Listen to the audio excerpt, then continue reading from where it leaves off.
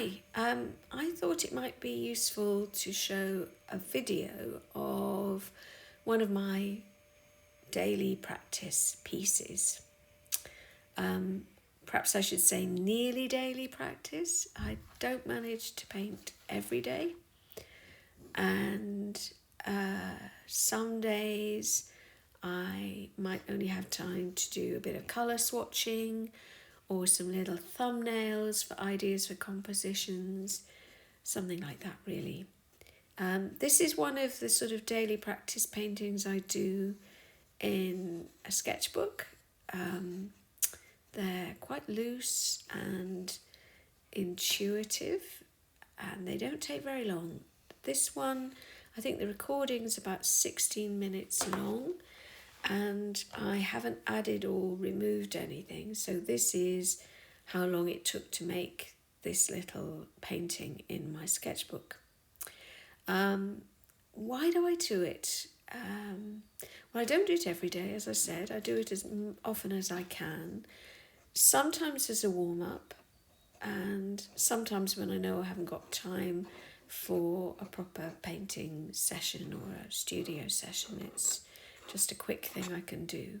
And the reason is to do with fluency and familiarity, I guess. There's something about painting every day, or if you were using other media, I think it would apply to that as well. My main medium is paint. And you just get a kind of a muscle memory, a kind of speed and confidence and fluency that comes with just using it all the time. And it doesn't have to be long. This, I think I said this is about 16 minutes. Anything, 2 minutes, anything works. It is just the regularity, the familiarity that counts. So here you can see I've opened up a page in a pretty regular normal sketchbook, nothing fancy. This one is a square format, and I think it's about 30 centimetres square, so it's a size I quite like.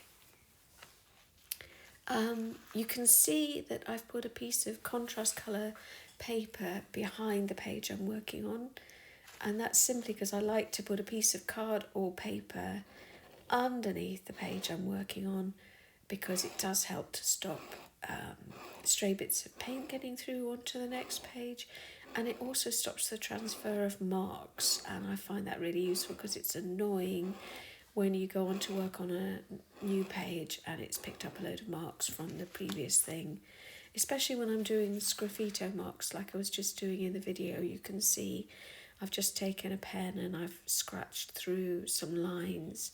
That's something I like to do, and that does typically go through and mark the page underneath. I also have marked, in this case, a box within the size of the page. And to do that, I just have a series of windows cut in card, different sizes to suit different sketchbooks or different formats I tend to work. And they're really useful because it means I can just run a pencil around the inside of the window and I've got a square box ready to go, or it could be an oblong one, whatever. So that's useful.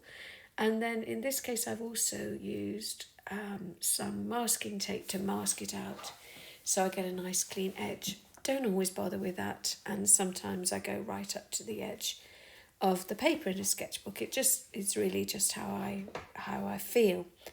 In this case, and in terms of using masking tape for getting good edges, I tend to use frog tape, which is available in the UK, and it's frog tape sensitive because I find a lot of masking tapes that claim to peel off cleanly actually don't. They either take the paint or some of the surface of the paper, which can be a bit of a frustration if you want to use the work, or it's something you want to use as a piece of work afterwards, or maybe mount or whatever.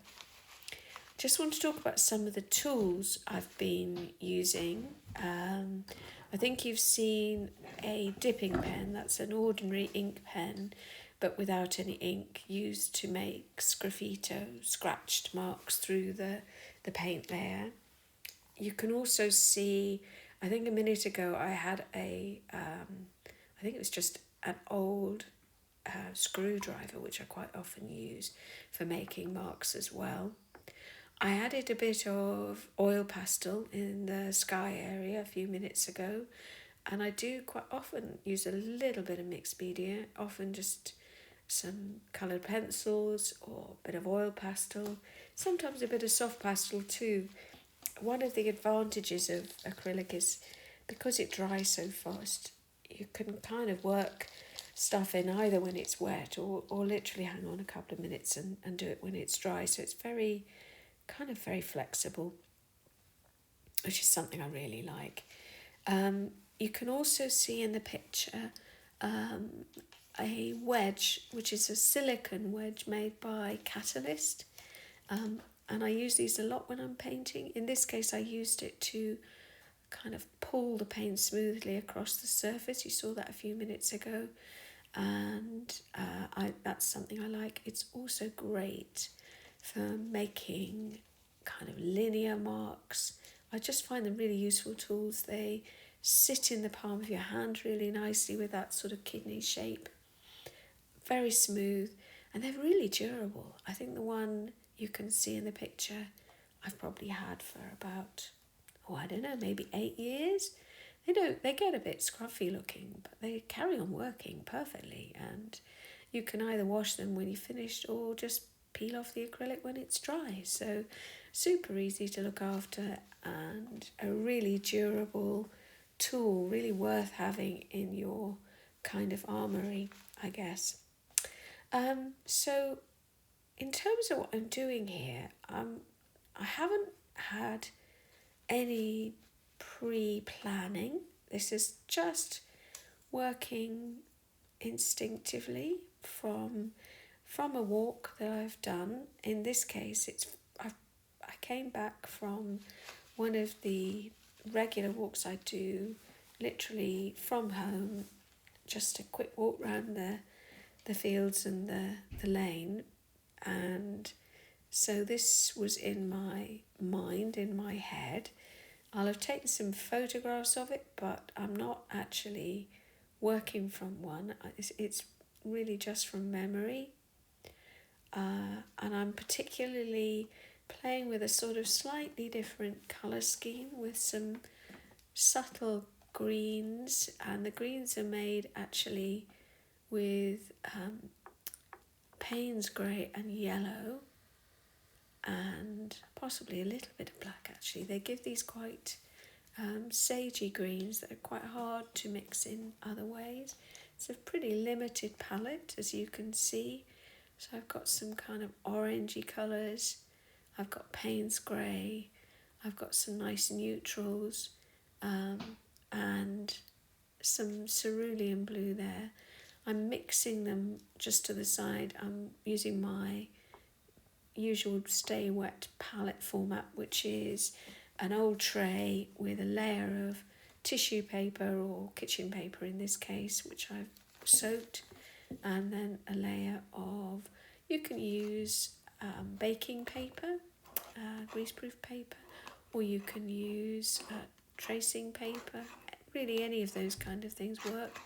And I've just laid that on top, and I find that really good because it keeps the paint working. You can buy very good Stay Wet palettes, and I do use them sometimes, but day to day in the studio I tend to use this format because it's very cost effective, it's quick to set up, and it does actually keep my paint pretty well.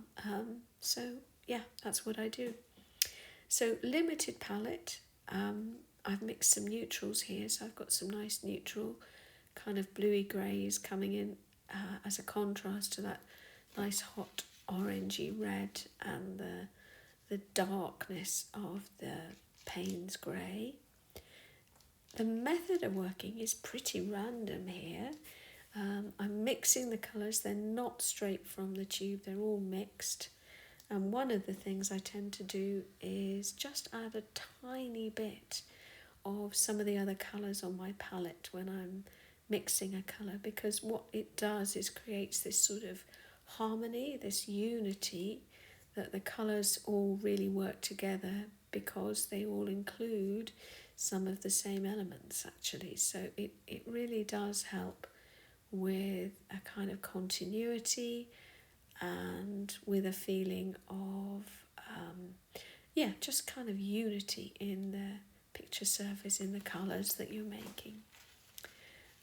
So you can see now the picture is building up. All the time I'm sort of reviewing it and trying to balance the colour, and you can see I'm just gone back over an area just to slightly adjust that orange that was there, and also because the colour didn't look strong enough, it was a bit sort of washed out, it wasn't firm enough. The colour here I'm using almost completely undiluted, so in fact what I had was a small amount of glazing fluid, which I'm just adding to the paint as I mix it to give a kind of just a little bit more of a flow, because acrylic can feel a bit dry. I don't personally like to add water. I almost add no water actually. Sometimes I'll just moisten my brush. If you add too much water, you do lose some of the quality of the paint, and it also can risk the longevity of the painting, because the paint sometimes doesn't adhere as well to the picture surface, particularly if you're adding a lot of water. Once it gets too washy with an acrylic, it's not really an ideal thing to do. So you can see here I'm just drawing back into the painting, and that's using a dough and sketching pencil, which I quite like because it's water soluble. So I can either dip it into a little bit of water, which I've done here. I like the quality of line you get with it. You can really weight and unweight the pressure that you're putting on the pencil, and that will give you a really nice variation in the amount of strength of mark you get, and the darkness of the mark you get, and the width of the mark you get. So it gives you a lot of control, and I like to sometimes draw back into a painting like this even when it's wet, just because it sort of brings it all together again. I'm getting towards the end of this now, and you can see I'm just adding little touches, and I'm working on the balance of colour. I'm correcting where I'm not happy with some of the original marks and colours that I made. So I'm just mixing slightly different colours. I'm adding some neutrals. I'm just balancing it all out. Adding a bit more highlight to the sky area. The walk I did was on quite a stormy day, and I wanted to kind of create a bit of that movement in the sky. And I'm just adding a few little tiny highlights there, which were just with the end of the brush. Brush I'm using, by the way, is a flat brush, which is my preference.